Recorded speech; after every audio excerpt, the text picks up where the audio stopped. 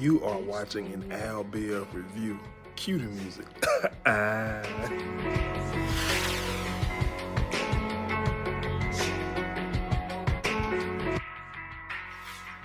hope everyone is having a wonderful 2019 so far. Before we get into it, guys, be sure to subscribe, like, comment, and share. Listen, it's a little late, but I had to do it, man. Surviving R. Kelly. I'm hooked. I am hooked. It is so well produced. I was watching it with my lady, my girl. Well, she a lady. I don't know why I say girl. But anyways, we was watching it last night. I reminded her that I was gonna watch it or whatever. And at first, I was kind of disappointed because she was telling me it's not going to be. I thought it was going to be like a movie type of thing. Y'all know how Lifetime give us movies, but it turns out, it's just a lot of, interviews. It's just a lot of dialect about overcoming R. Kelly as far as the survivors, and we got experts. We have clinical psychologists weighing in. We have celebrities, John Legend, I call them activists because, they are definitely trying to mute R. Kelly. And it was just so powerful. It was a great film. And I'm so ready for it to come on tonight as well as tomorrow night. It just has my attention. It does, but like I said, before we get into it, be sure to subscribe, leave me a comment, like, share, all of that good stuff. Just real quick, I'm gonna give you guys my critiques of it. I didn't take any notes. This is pure reaction. I didn't take any notes at all. I was just soaking it up on Twitter the entire time, laughing and enjoying. I shouldn't say laughing, but y'all know Twitter making jokes, everything. But my critiques are, the first is, I wish it was stretched out longer than they longer than what they stretching out. It's going to be a 3-night, 6-part documentary. I wish it was stretched out longer, and the reason being is because I truly believe we as a society, we move on entirely too quick, too fast.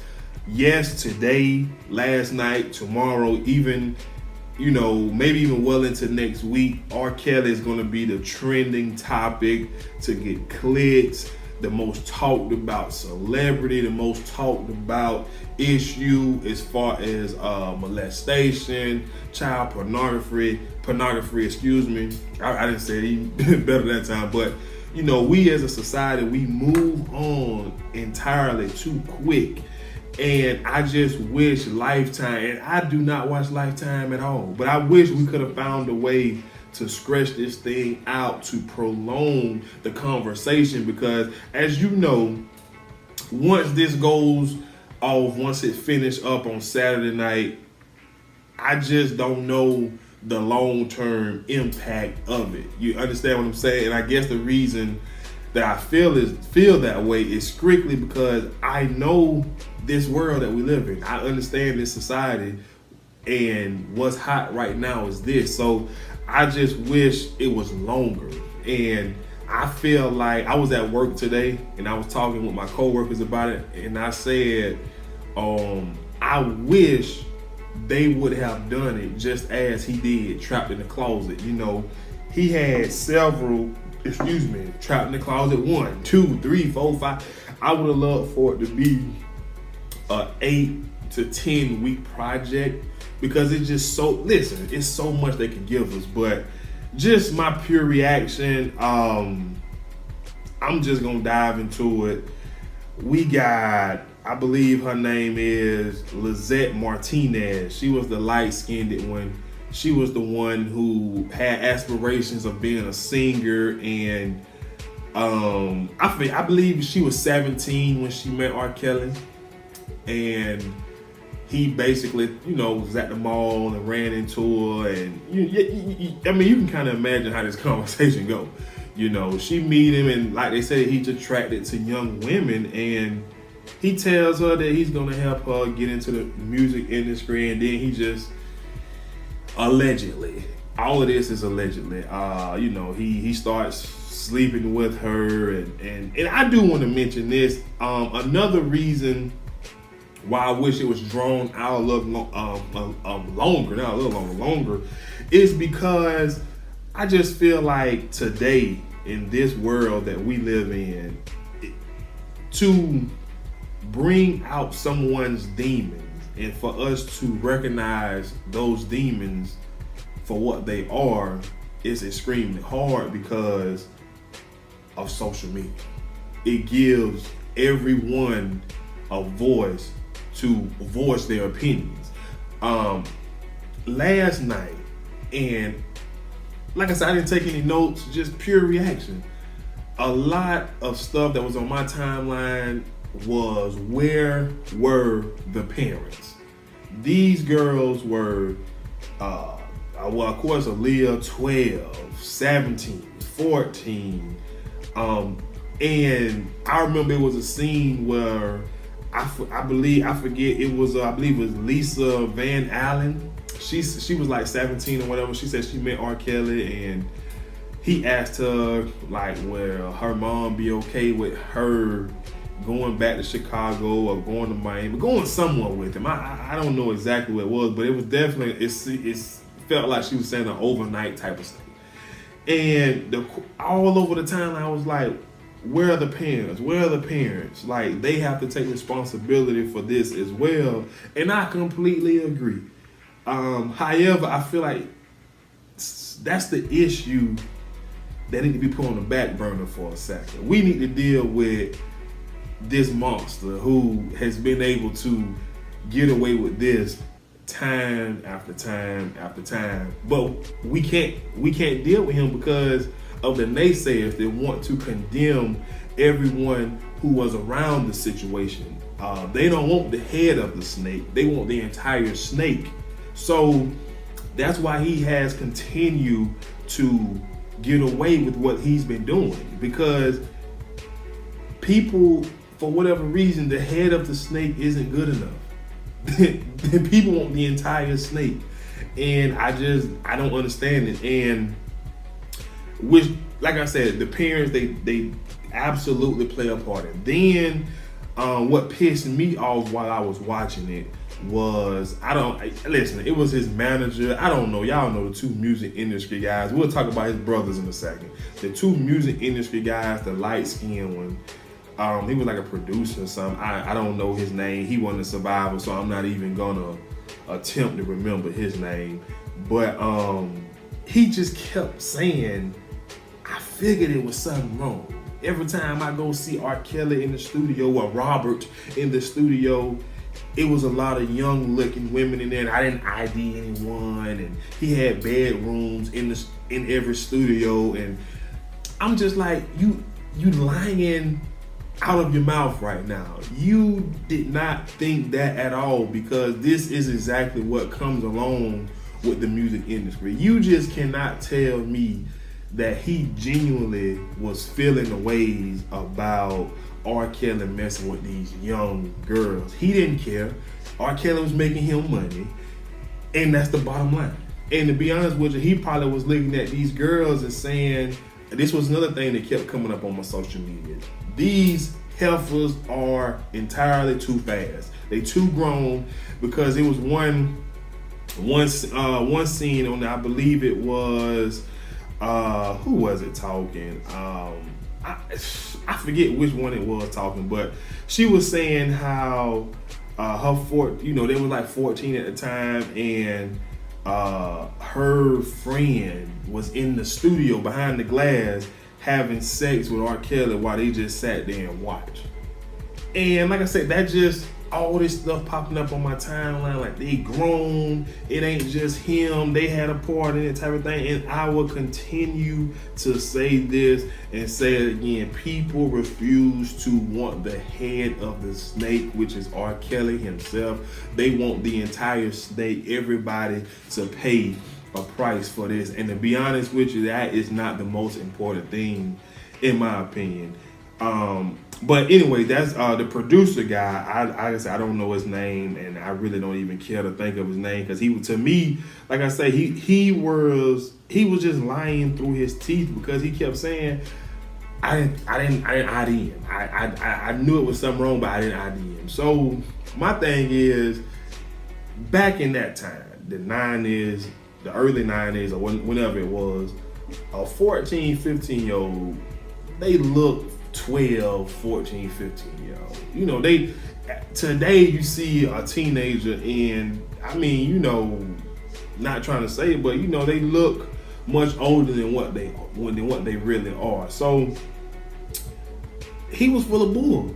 He was. And then the dark-skinned guy, his road manager, I cannot think of it. Listen, I don't care what his name is either, because he was like, he asked Robert, was anything going on between him and Aaliyah, and Robert told him no. And he really wanted to believe Robert, but he also was the one that forwarded some papers for Robert and Aaliyah to get married. And I'm just, okay, so you the problem too. I mean, at what point do you, I mean, because my thing is,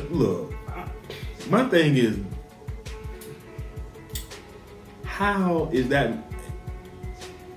It makes no sense. Even if him marrying Aaliyah makes you no money, it gives you nothing other than the sense of I'm fulfilling something that Robert wants me to do. He wants to marry Aaliyah, so it is up to me to make sure that I forge documents so he can marry Aaliyah.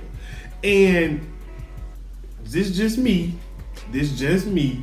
but you know, I felt the way about it because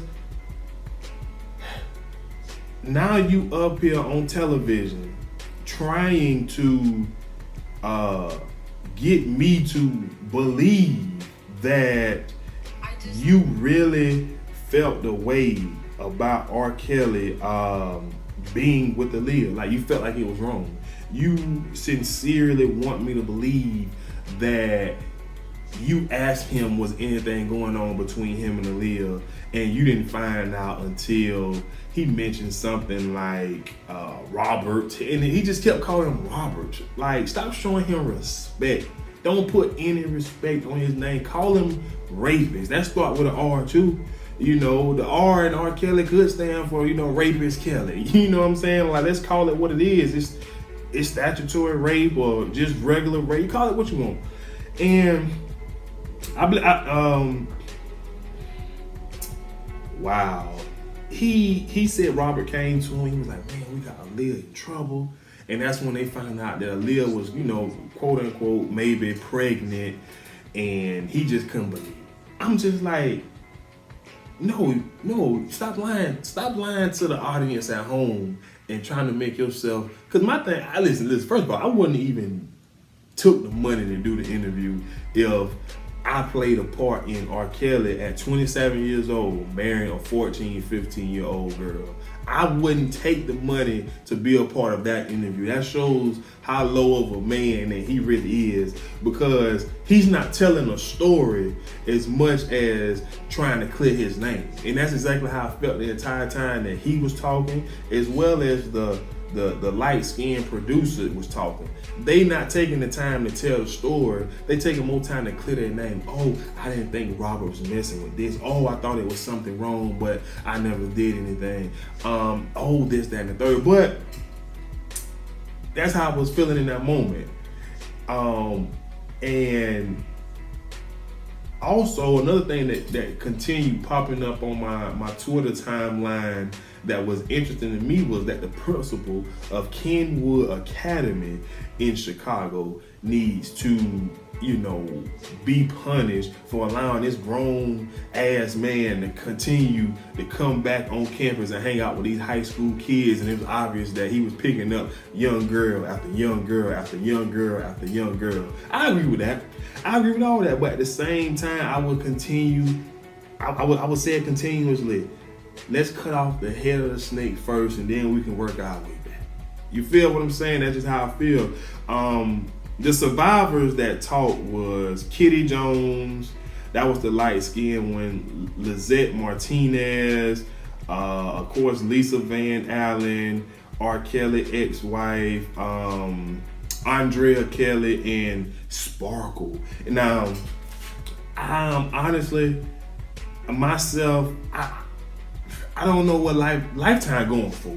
I was talking to my boss about it today, and she said something. She said, Mr. Business, she said, Lifetime is going for R. Kelly head. And I told her, I said, I definitely agree, but I don't see how they go up from last night, because they introduced Sparkle night one. And for those who don't really know Sparkle, which I hope y'all do if y'all watching this, you know what I'm saying? Sparkle is the aunt of the 14-year-old who allegedly R. Kelly urine in her mouth, and it was all on, videotape, and he went to court, he was found not guilty, XYZ.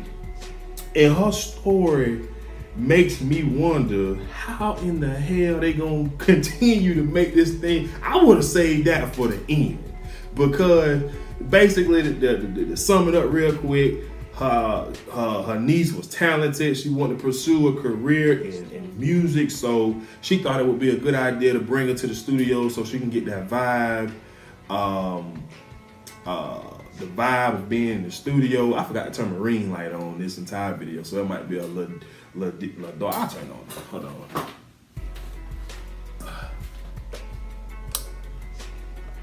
There it is. There it goes. I forgot to turn it on. But anyways, her niece was 14 years old, just kind of young, getting the music in it. But you know what? I'm not gonna do that. I'm not gonna critique her for trying to open a door for her niece. But anyway, she acknowledged that she hung out with Robert. She was like, she already knew what he was about. But she was more so bringing her niece to watch her work, to watch the amount of work that she puts in and how hard she works. And she said she would never leave her niece there alone. She couldn't talk to R. Kelly unless she was there, but she was just like, somehow, some way, he got his hands on her. She said she showed up to the studio one day. Her niece was already there. And she asked the niece, like, what are you doing here? And she was like, oh, Robert is having a sleepover for all the kids. And he talked to my mom, dad, whoever. And she immediately got her niece, left.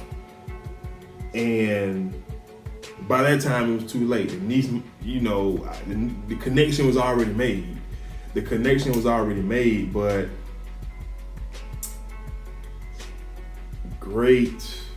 it's a great docu-series, man. I just wish it was drawn out to keep the awareness there, because I'll say it once again, the society that we live in, we move on entirely too fast, and that's what scares me the most. And just to touch on his brothers, one of his brothers was in prison. We don't care to know their name. We really don't. But the younger brother was the one that was spilling all of the tea. He was basically saying that, my brother liked young girls. He also claimed that he was sexually abused as a child himself. They had a scene in there when R. Kelly did an interview a couple years ago, where he talked about being abused as from like 7 to 12 years old, and it kind of got his sexual hormones going early, so XYZ. And so he said he was too, and he told Robert, R. Kelly, and he was just like, no, I don't tell nobody else, and it just kind of died there. It's extremely clear that R. Kelly has cut both of those guys out of his life, both emotionally and financially, because I just don't see how those two are having a part in this series. I just don't.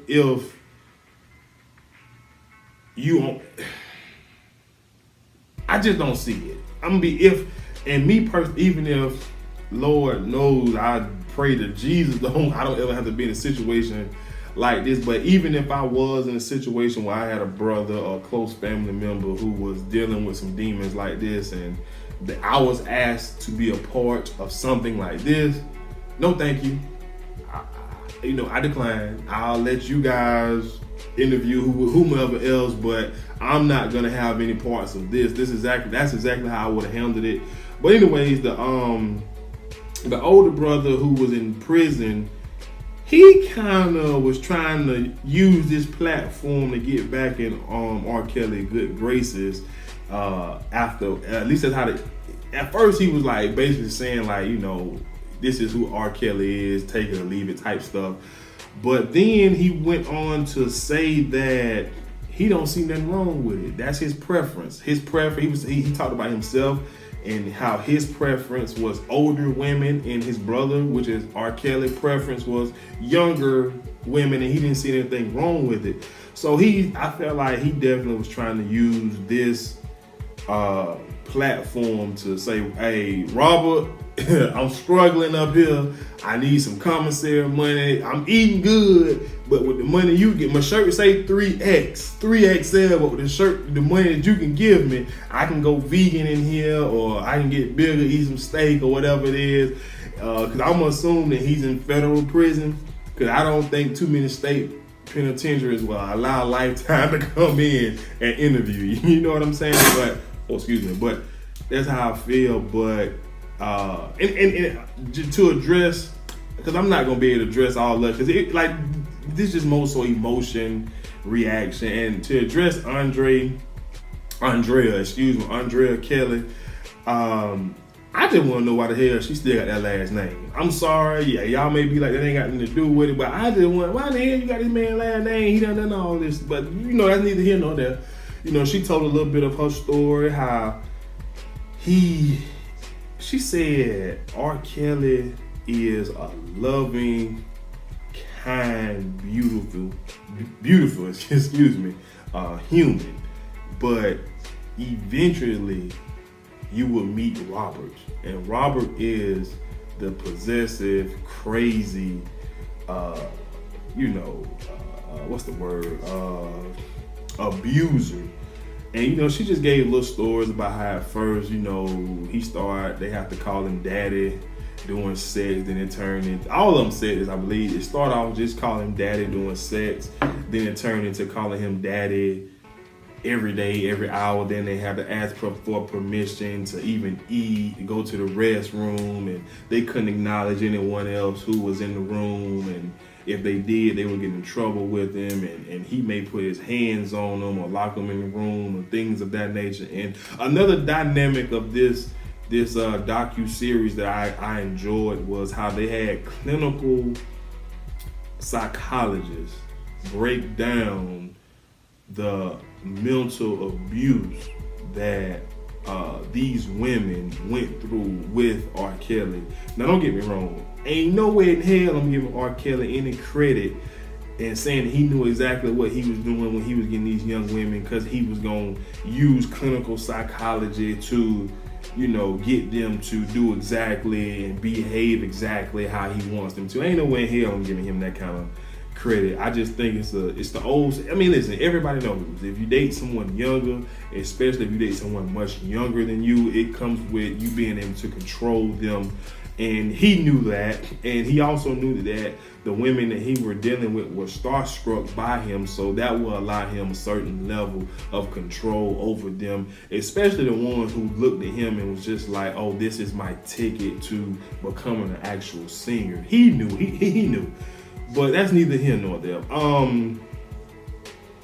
me think of this. Also, as far as Andrea goes, his older brother, the one that was in prison, made an interesting comment that he was just like, he was surprised that R. Kelly even married her, because that's not his type.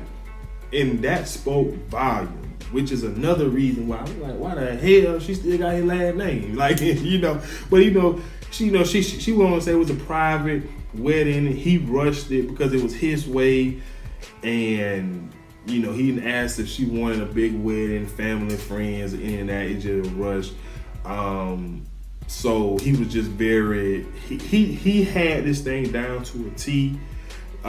Today y'all listen, y'all know he broke down some lyrics. Y'all know not he, but y'all know the internet got to do it. I was at work and my boss was like, Mr. Bivens, look. See, R. Kelly was even talking about Aaliyah in the song You Got That Vibe, and it was some line in there. I didn't believe it, y'all. I was like, nah, he wasn't that, but it was a line in there at the end of the song when he started calling out all these different girls' names, like Joanne got it, Tanika's got it, then he threw in the little cute Aaliyah's got it, and I was just like, Lord have mercy. And it was so crazy. I'm gonna tell this story real quick because I was just like, hey, that ain't true. So she pulled it up on YouTube. So she pulled up the official video that he actually did for the song, and he, I guess it was edited out of that video. But then she pulled up another version, like the long play version, the LP version, and he says multiple girls' name, way more girls' name than he did in the official video. And then we heard Lil Cute Aaliyah, and I was just like, hold on, now I need y'all to look up the lyrics on Apple because I ain't trusting Google. And we pulled up Apple Music and seen it as well, but.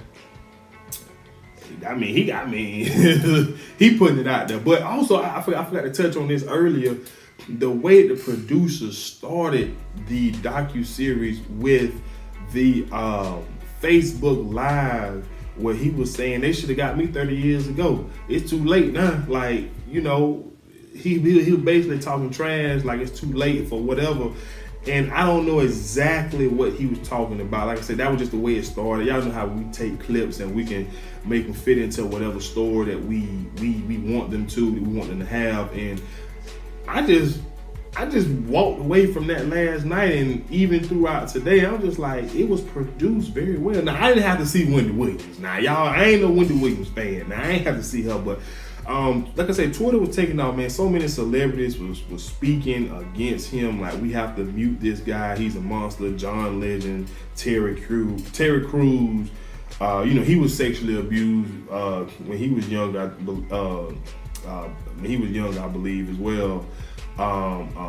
Jamel Hill. It was just so many celebrities that was just like, we have to use our voice to stop this. Like Kerry Washington, she was tweeting about it, but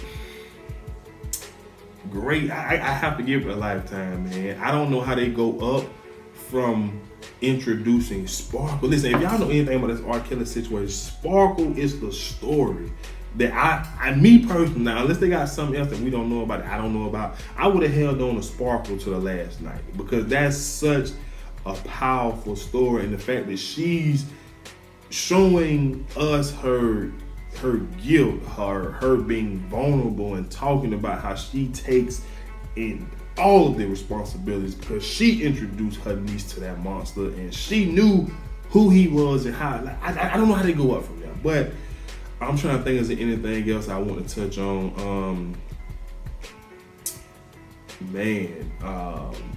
I'm sure he's gonna sue. I'm sure he is. I just don't see how he don't. You know what I'm saying? Unless his legal team advised him pretty much just kind of like I was saying earlier, like this will die down. So just go type of thing. That's the only way I can see him not suing. I'm trying to think of this something else before I wrap it up. Like I said, I didn't make any notes. It's just our reaction. It was a lot. It definitely, but it was very entertaining, man. I have to give it to him. It was very entertaining. I was glued to the TV from start to finish. I even went to sleep. I don't stay up that late. I have to get up and go to work. But it was a great documentary. I feel like I'm missing something. I talked about the brothers. I talked about the two shady co-workers, the producer and manager guy. Allegedly, Aaliyah's mother is very upset with the story that's being told, because she's saying that it's not all true. What they're saying is not all factual. They don't know what they're talking about. Then y'all know they got allegedly, they talking about Aaliyah and her mother had a threesome with R. Kelly. Like, all of this stuff is coming out, man. And it's just so crazy, because I know what it was I want to talk about. Andrea Kelly and R. Kelly. Now, here's the thing. I'm trying not to go too long in this video, but I have to say this. I don't know how he done it. And I'm not going to say, well, I don't know how they did it. But they have made it one hell of an effort to keep their 3 children out of the spotlight as far as the media goes. Because and his children are grown at this point. So I know they sat down and, well, I'm assuming they sat down and watched this last night. But even if they didn't, that's their father. They know the allegations against him. They know him. But yet, those two have done a hell of a job keeping those kids out of the media spotlight. I don't know how they have done it, but they have. And I just, because I can only imagine how this affects them being grown, you know, or whatever. So I want to talk about that. I want to hit that. I feel like I'm missing one last thing. I can't think of it though, but anyways, that's all I have. I could think. I mean, I'll be doing a reaction to, you know, 3 and 4 tonight, tomorrow. So if I missed anything, I'll hit it tomorrow. But that's all I have, guys. Be sure to subscribe to my channel. Please help me reach 1,000 followers. Yeah, I had to throw that out there. But anyway, be sure to subscribe, like, comment, share, join the conversation. Let's mute R. Kelly. Oh, I knew it was something. I knew it was. This is what it is. I hope y'all stayed to watch this. I want to see his streaming numbers now. Since this aired yesterday. I really, Sunday or Monday, I would love for somebody, Apple, YouTube, Spotify, all the streaming services who have not removed his music. I would love to see the numbers that he has hit over, you know, from last night till, we'll just say next week. I would love to, you know what I'm saying, see those numbers, because the world that we live in, I'm not gonna be shocked if they went up. I'm just not, because y'all know that's how we do, which is why it's gonna be so hard to continue this conversation, because it's people who, and I'm one of those people who can definitely separate art from a person's personal life. But this is just, God, bro. I don't know if I'm ever be listening to R. Kelly and not think about this Lifetime docu-series, man. It's just too good. They make R. Kelly. Oh, you know, I'll talk about that. The video tomorrow about the Pied Piper. I did feel like last time the psychologist was trying to dig a little bit too deep into analyzing R. Kelly as a abuser. You know what I'm saying? Like they just started picking this, that. I feel like they were trying to do a little too much. Like let's just stick with the big facts. You know, we don't need a little fact. Let's stick with the big facts. But that's all I got this time, sis. If I think of anything, I'll put in the video tomorrow. Be sure to subscribe, comment, like, share, and I'll see you guys later. I'm out.